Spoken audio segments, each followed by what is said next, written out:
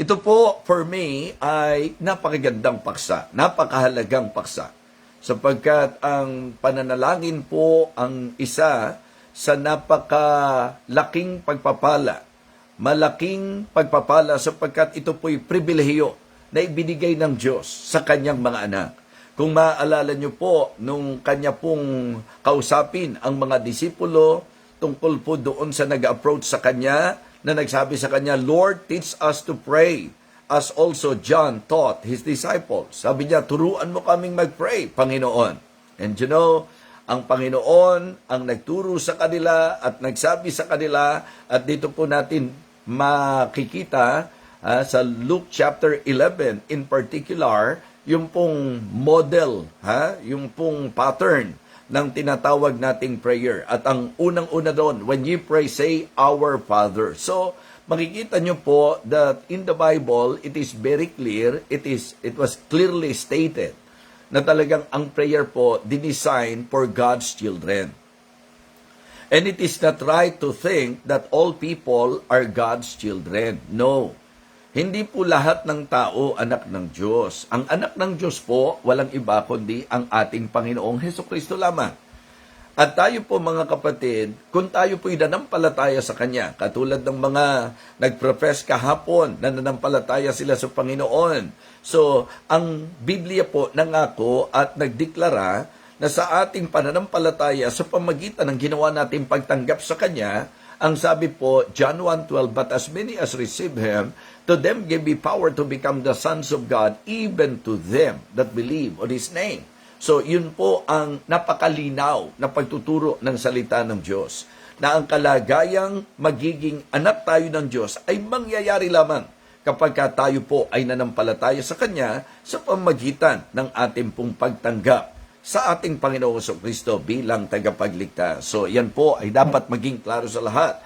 Jesus Christ is the only begotten Son of God, but doon sa moment na nagpasya tayo na manampalataya sa Kanya, ang sabi ng Bible, binigyan niya tayo ng karapatan na maging anak ng Diyos. Kaya naman, ang prayer, makikita niyong napaka-tinding privilege. Diba? Special privilege na ibinigay ng Panginoon sa kanyang mga anak. Doon sinabi niya, when you pray, say, Our Father. Is Romans chapter 8, verses 14 and 15. Maliwanag po doon. Di po ba? For as many as are led by the Spirit of God, they are the sons of God. For ye have not received the spirit of bondage again to fear, but ye have received the spirit of adoption, whereby we cry, Abba, Father. So, yun po ang isang bagay na gusto kong i-establish sa ating pong talakayin ngayong umagang ito. So, Kristiyano ka, ikaw ay isa sa privilege. Ikaw ay isa sa may privilege na talagang manalangin sapagkat ang panalangin ay disenyo ng Diyos para sa kanyang mga anak. Now, sa ating pong magiging pag-aaral, kasi ang encouragement ko po sa bawat isa, do not faint to pray. Actually, yung idea pong do not fail to pray, halos ganun din po. Wag tayong wawalang bahala, wag natin pong hayaan na tayo po ay matigil, mahinto, manglupaypay sa pananalangin. Mga kapatid, access po natin ito sa Diyos. Ang prayer po ay access natin sa Panginoon. Kaya napakaganda na ito po ay ating mabigyang pansin. Now, sa akin po magiging pagtalakay, gusto ko pong ipakita sa inyo na sa Bible po mga kapatid, sa Bible, ipinakita po na ang prayer ay sa paglalarawan po ng pagtawag. Okay? Gusto ko pong makita nyo yung biblical concept sa usapan po ng prayer. It is actually calling, okay? Calling on God. It is consulting God. It is crying to God. And it is casting on God. Yan. So, kukunin natin yung word na calling, okay? Consulting, crying, and, okay, casting. Sa Biblia po, kinuha ko yung mga verses na makatutulong po sa atin para makita nyo po ang tibay nung aking pong binabanggit sa inyo. Now, here is our point. Ito po yung mga puntos po natin. Number 1, Okay, call on God because He hears. Tumawag tayo sa Diyos sapagkat ang Diyos ay nakikinig. Amen? Yes, it is an encouragement to know na ang Diyos po ay nakikinig sa mga tumatawag sa Kanya. So, kunin muna natin yung concept that prayer is calling on God. Ang sabi po ng Jeremiah 33:3, ang sabi po, maliwanag, call unto me and I will answer thee and shew thee great and mighty things which thou knowest not. Sa Isaiah chapter 65 and verse number 24, sinabi, bago pa tayo tumawag, before they call, ako'y sumasagot. Diba? Mga kapatid, nagsasalita pa lang daw po tayo, sumasagot na ang Panginoon. Yes, I want to encourage every one of us, do not faint to pray. Let us call on God. Call on God because He hears. Di ba lagi ko pong binabanggit na ang psalmist kaya ganadong-ganado sa kanyang prayer life dahil ang sabi po niya, in fact, nag-express pa nga siya ng pagmamahal niya po sa Panginoon. Ang sabi po doon sa Psalm 116 verses 1 and 2, remember? Diba? I love the Lord because He hath heard my voice and my supplication, because He hath inclined His ear unto me. That is an expression. That is a clear picture that God is hearing us, that God is listening to us. So, mga kapatid, call on God because He hears. Diba? Tumawag tayo sa Diyos kasi nakikinig po siya. Ang sabi po, bago pa nga yan, nagsasalita ka pa lang, sumasagot na ang Panginoon. You know, that is actually God's longing for His children. Yan ang kasabikan niya sa kanyang mga anak. Yung pong tinatawag nating pananalangin. Yung tayo po ay tumawag sa Kanya. So napaka-importante po na ito ay ating pong maunawaan. Importante po na ito ay ating matutunan na ang tayo po ay lagit-lagi tumawag sa ating Panginoon. Di po ba? Kaya nga paborito ng marami yan eh. And in fact, meron po akong ginawang outline po dyan. At maganda itong outline na ito, maging everyday knowledge nyo na po. Jeremiah 33:3, ang sabi, call unto me and I will answer thee, and shew thee great and mighty things which thou knowest not. Remember, my simple outline, gusto kong ipaalala sa inyo yan, gusto ko pong lagi nyo pong tandaan yan. Diba? Ang pinakita ko dyan, the asking privilege of the godly. Ang sabi, call unto me. The assuring promise of God, I will answer thee. The amazing power of God, and shew thee great and mighty things which thou knowest not. Mga kapatid, mga minamahal, wala pong maipapatotoo ang mga mananampalataya na hindi tumatawag sa Diyos, sapagkat Diyos ang panggagalingan ng lahat. At gusto kong masabi po ito ng talagang with confidence na ang Diyos natin ay Diyos na nakakarinig at Diyos na nakikinig. Amen? Ang dating problema natin, tumatawag tayo sa hindi naman nakakarinig. Hindi po ba?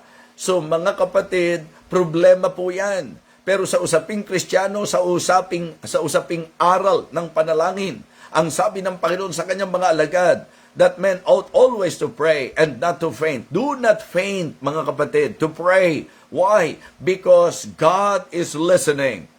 Diba? Call on God. Pinakikita ko po sa inyo ng isang picture at concept ng prayer is calling on God. Call on God because He hears. Tumawag tayo sa Diyos kasi nakikinig siya, mga kapatid. Amen? Amen. Kung kayo po mismo may patotoo na tayo po sa mga hiningi natin sa Diyos, sa mga itinawag natin sa Diyos, ang Diyos po ay nakinig sa atin. Mga Kristiyano, ang panalangin po ay pagtawag sa Diyos. Diba? Yung pong pagtingala natin doon sa langit. Importante po sa atin bilang mga mananampalataya na lagit-lagi ating papagtibayin ang ating buhay panalangin. So, ang unang puntos natin sa encouragement that do not faint to pray, call on God because He hears. Okay? Pangalawa po, mga kapatid, consult God because He helps. Diba? Kumonsulta tayo sa Diyos kasi siya makatutulong sa atin. Actually, He guides. Diba? So, siya po ang gagabay sa atin.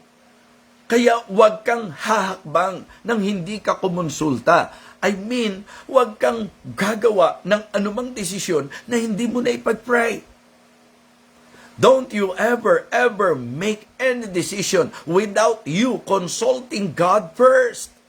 We need to consult the Lord. At yan po ang isang concept ng prayer, consulting God. Diba? Yung konsultahin mo ang Panginoon. Ang Proverbs 3, 5, and 6 ay kabisado ng marami.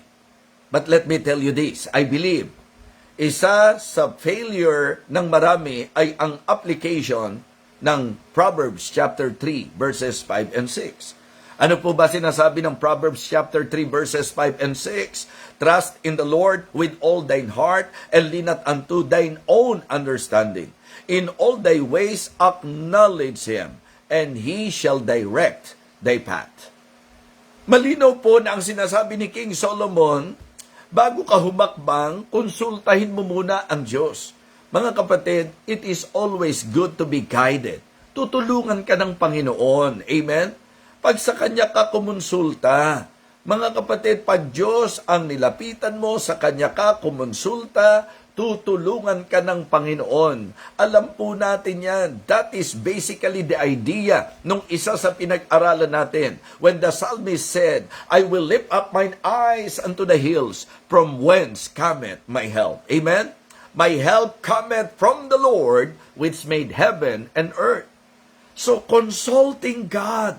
Diba? Higit kanino pa man, ang Diyos ang dapat konsultahin natin sa bawat hakbang na gagawin natin, sa bawat desisyon na pagpapasyahan po natin.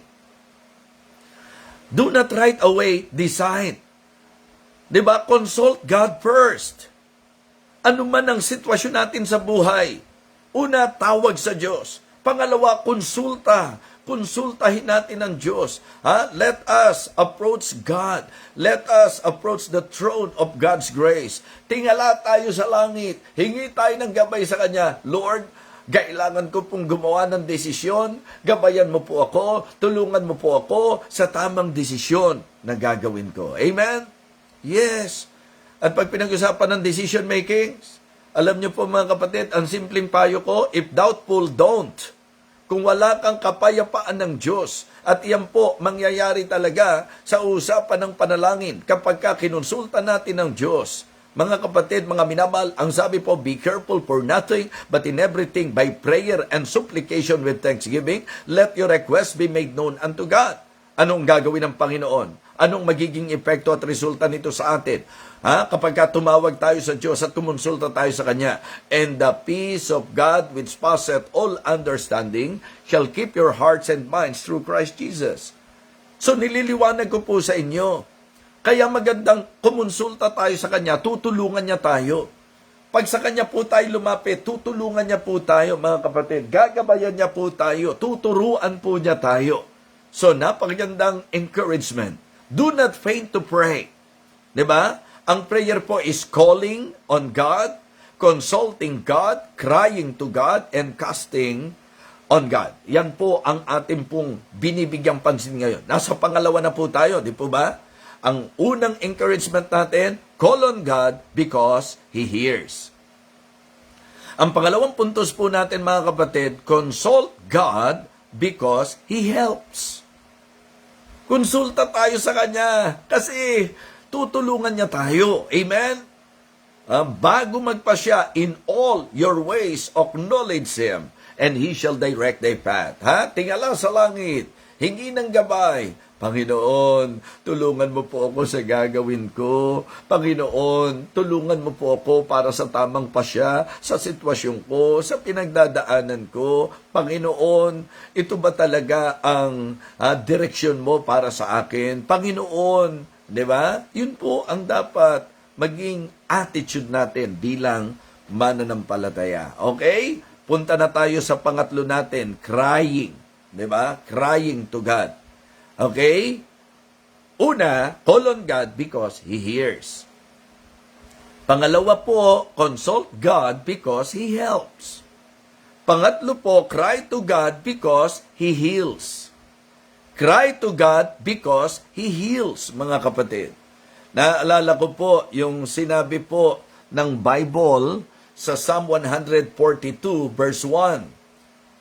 Ang sabi niya, I cry aloud to the Lord with my voice I plead to the Lord for mercy. 'Di ba? Sabi niya, yung kumbaga ang idea po, yung daing niya sa Diyos niya po inilalapit. Yung karaingan po niya. So isa sa paglalarawan po ng Biblia sa prayer is crying to God. Yes, 'di ba? Yung ating pong pagdaing sa Diyos, yung mga, ang tawag natin, hinaing. Ano man pong ating hinaing, sa Diyos po natin ilapit. Umiyak tayo sa Panginoon kung kinakailangan. Bakit? Sapagkat yun po ang isang bagay na makagagaan sa puso ng mga totoong Kristiyano. Okay? Ito po'y makakagaan sa ating pong iniisip, sa ating pong mga daladala. So, napakaganda po na tayo po'y umiyak sa Diyos, mga kapatid. Tingnan niyo po ang sabi ng Psalm chapter 18 and verse number 6. Psalm chapter 18 and verse number 6.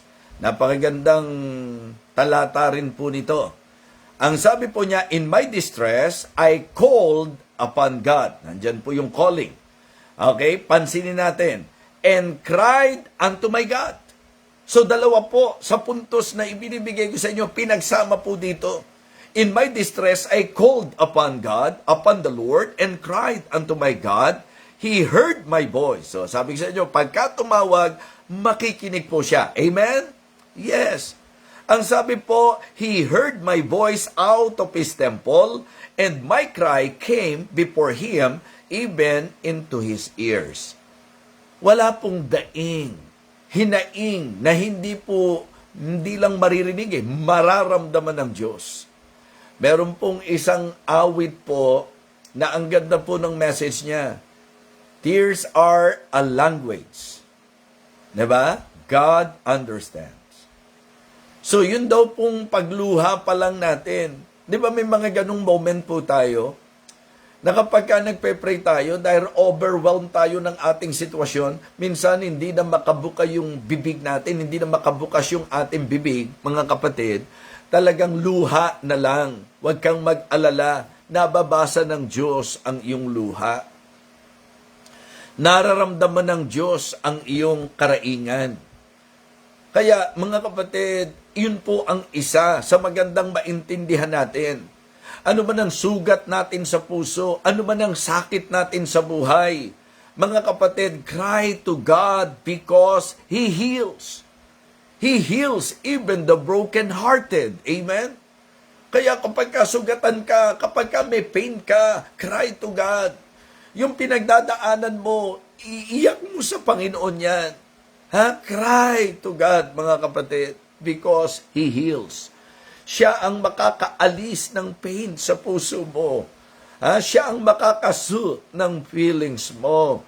Importante po yan, sapagkat alam ko po na sa buhay karanasan po natin, may mga sakit po tayo, may mga sakit po tayo, may mga dinaramdam po tayo, may mga karaigan po tayo. Isa po yan sa wag nating panglupaypayan. Do not faint to pray. Cry to God because He heals. Consult God because He helps. Call on God because He hears. Amen? Yun po ang ating pong magandang maintindihan at ma-enjoy sa buhay po natin. We can call on God. We can consult God. We can cry to God, mga kapatid.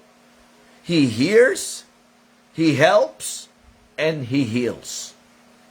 And then, last but not the least, marami pa po kung pwedeng talakayin sa inyo. Ang dami pong tumatakbo sa isip ko sa yaman ng salita ng Diyos sa usapin ng panalangin. Communicating, communing, di po ba? Yun po yung mga masasabi po natin na mga paglalarawan ng Biblia sa panalangin. Now this time, gusto kong bigyang pansin ang ika-4 na puntos natin. Cast on God because He holds. Cast on God. Yung idea po, yung paglalagak, pagtitiwala. Okay? Ito po ay po pwedeng sa idea po ng resting, diba? Releasing, resting, and relying. Ayan. Nakabuo tayo ha. Magandang puntos po ito. Sa usapan ng, siguro po, kunin muna natin. Yung pong idea po nung cast on the Lord. Sa context po tayo. 1 Peter 5:7. Casting all your care upon Him, for He careth for you. Na ilagak ninyo ang lahat ng inyong kabalisahan sa Diyos, sa Kanya, sapagkat ipinagmamalasakit niya tayo. So, yan po ang sabi dito sa 1 Peter chapter 5 and verse number 7. Okay, 1 Peter chapter 5 verse 7, casting all your care upon Him, for He careth for you. So, isa pa sa paglalarawan at diwang hatid ng Biblia sa atin sa usapin ng panalangin, ito po ay casting all our care on the Lord. So, cast on God because He holds. Siya yung nakaalalay sa iyo. Okay? Siya yung tatangan sa iyo. Ano mang kabigatan yan, ilagak natin sa Panginoon, mga kapatid. Siyempre po, simple illustration. Bigat na bigat ka, ipinasa mo, inilagak mo, itiniwala mo, dinawala sa iyo yung bigat. Di po ba? So, yun po ang best way para tayo po'y mag-aangan. Bigat na tayo, ba't pilit pa nating binibitbit? Ba't pilit pa po nating dinadala? Okay? Mga kapatid, the best thing to do kapag ka nakakaramdam tayo ng bigat ay ang maglaga kaagad sa Panginoon. Na inyong ilagak sa Diyos, sa Kanya ang lahat ng inyong kabalisahan sapagkat kayo'y ipinagmamalasakit niya. So dito po sa idea ng cast on God, yung casting all our care on God, dito po, ang gusto kong bigyang pansin natin, the concept is about releasing. Releasing, pakawalan mo. Nagsisikip na dibdib mo bigat na bigat ka na Diba? Galit sa puso mo, mag-pray ka. Ilagak mo sa Diyos yan. Diba? Yung mga problema, yung mga sunod-sunod na problema na dumarating sa buhay mo, wag mong ipunin. Ilagak mo sa Diyos yan. Mga kapatid, mga minamahal, malinaw po yan. Ang gandang kombinasyon ng Philippians 4:6 at nung 1 Peter 5:7. Ang sabi sa Philippians 4:6, okay, be careful for nothing, but in everything by prayer and supplication with thanksgiving. Ano ang sabi po? Let your requests be made known unto God. Ibig sabihin, itawag mo sa Diyos yan. Ibig sabihin, ikonsulta mo sa Diyos yan. Ang ibig sabihin, iiyak mo sa Diyos yan. Idaing mo sa Diyos yan. Okay? Ang ibig sabihin, mga kapatid, ilagak mo sa Diyos yan. So, ang idea po ng casting on God, casting all our care on God is releasing. Releasing, mga kapatid. Diba? Siyempre po, yun din yung idea nung Psalm 37, verse 4, commit thy ways unto the Lord, trust also in Him. Amen? So, atin daw pong i-commit ang ating lakad sa Panginoon. So, ang idea po is releasing. Ang idea po, mga kapatid, is resting. Siguro po, tingnan natin yung talata para mas ma-appreciate po ng bawat isa. Alright? So, parang nakalimutan ko, lalakad na ako. Ano po? Kailangan ko pong umalis ngayon. So, pero sayang po Tingnan natin to ho. Sabi po ng Psalm 37. Ayan. Ito, ang ganda rin po nito basahin ko po mula verse 1 para ma-enjoy nyo. Fret not thyself because of evildoers, neither be thou envious against the workers of iniquity. For they shall soon be cut down like grass and wither as the green herb. Ang sabi ng verse number 3, trust in the Lord and do good. Okay, so shalt thou dwell in the land, and verily thou shalt be fed. Delight thyself also in the Lord, and He shall give thee the desires of thine heart. Okay? Sasagutin ka niya. Ibibigay niya ang mga nasain ng puso mo. Okay? Sa verse number 5, commit thy way unto the Lord, trust also in Him, and He shall bring it to pass. And He shall bring forth thy righteousness as the light, and thy judgment as the noonday. Listen, verse number 7. Rest in the Lord, and wait patiently for Him. Fret not thyself because of him who prospereth in his way, because of the man who bringeth wicked devices to pass. Mga kapatid, gusto ko po ng passage na ito. Ang akin pong binibigyan din sa inyo is the concept and the idea of casting on God, casting on Him. Because He holds, di po ba? So, ito po ay sa idea ng releasing, sa idea po ng resting. Diba? Bigat na bigat ka na, pakawalan mo na. And then, pahingahin mo na ang isip mo. Diba? Medyo papanatagin mo ang isip mo. Bakit ba tayo magdudwell doon sa mga pumapagod sa atin? Ba't ba tayo nagdudwell doon sa mga nagbibigay ng bigat talaga sa atin? Mga kapatid, the best thing to do every time na meron kang mga sitwasyon, ilagak mo sa Diyos. May mga problema, ilagak sa Diyos. May mga isipin, ilagak sa Diyos. And the peace of God which passeth all understanding shall keep your hearts and minds through Christ Jesus. Knowing that God cares, yan po ay nakakaaliw sa ating pong mga puso. Amen? Very encouraging po ito. So, cast on God. Okay? Cast on God because He holds. Pagod ka na eh. Gulo-gulo na isip mo eh. Kung ano-ano na nga ang naiisip natin, di po ba? Bakit mananatili po tayong ganyan? Kung bigat na ang kalooban mo, kung talagang nasasaktan ka na, kung talagang pagod na isip mo, di magpahinga. Sa paanong paraan? By releasing. Di po ba? Pakawalan mo na yan. Yung bigat sa isip mo. Yung bigat sa kalooban mo. Yung bigat sa puso mo. Alisin mo na yung galit na yan. Alisin mo na yung kapaitan na yan. Alisin mo na yung pagkabalisa at pag-aalala sa mga bagay-bagay. Meron tayong pribilehiyo. Ang gusto lang ng Diyos, manalangin ka lagi at huwag kang manlupaypay. Call on Him, consult Him, cry to Him, and cast on Him. All our burdens. Cast on God because He holds. Releasing. Resting. At para mangyari talaga yan, relying. Relying. Rest in the Lord. Trust also in Him. And He shall bring it to pass. Magpahingalay tayo, magpahinga tayo sa Panginoon. Sumandig tayo sa Kanya. Lalagpas yan. Makakaraos yan. Mapagtatagumpayan mo yan. Yan po ang mensahe ng Panginoon. So, don't or do not faint to pray. Actually, as I listened to the message yesterday, sabi ko, magandang concept do not fail to pray. Wag mong, sabi nga ng Biblia, itrato natin dapat na kasalanan kapag tayo po ay tumigil sa pananalangin. Sapagkat ang panalangin po'y makadiyos, ang panalangin po'y mabuti, at sa Kanya na nakakaalam ng mabuti at hindi niya ginagawa, kasalanan ito. Pero alam niyo po mga kapatid, ang hindi mo pananalangin ay napakalaking disadvantage sa bahagi po natin.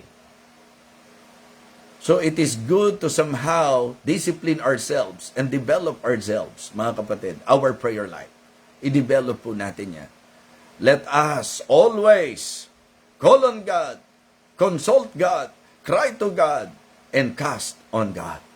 Yun po ang pinakamagandang magagawa natin. So, paano pa po tayo manghihina kung ang prayer life natin ay malakas? Diba? Ang sarap na lagi kang may pupwedeng tawagan. Yung mga tinatawagan po natin, minsan, in case of emergency, call, nandyan po lahat ng mga numbers, but sad to say, talagang pag dumating ka sa sitwasyon na yon, wala. Diba? Hindi po sasagot. Pero ang Diyos, ang assurance natin, tumawag ka sa Kanya, sasagot siya. Diba? Consult God. Pag kumonsulta sa Kanya, ididirekta niya, tutulungan ka niya. Mga kapatid, kapag ka dumaing ka sa Kanya, pagagalingin ka niya, mga kapatid. At kapag ka tayo po'y naglagak sa Kanya, hahawakan ka niya. Hindi lang yung inilagak mo, pati ikaw. Tatanganan po tayo ng Panginoon. Do not faint to pray.